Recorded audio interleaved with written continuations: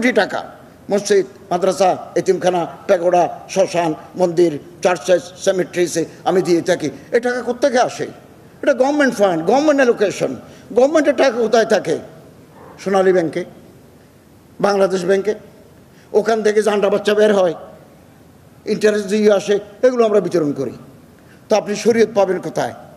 এটা তো এমারাতে শরিয়া নয়, এটা তো ইসলামিক স্টেট নয়, এটা completely secular state, legacy from the British regime.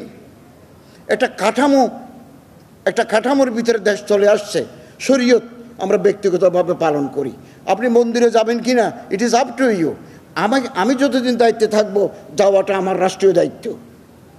ফেব্রুয়ারিতে নির্বাচন হলে আমরা ঘরে চলে যাব, তখন আমি মন্দিরে যাব না, তখন এটা আমার ডিউটি নয়, এটা আমার ডিউটি। আমি যে চট্টগ্রাম থেকে মাত্র আসলাম, কঠিন চিবর দান একটা অনুষ্ঠানে অংশগ্রহণ করতে গেছি।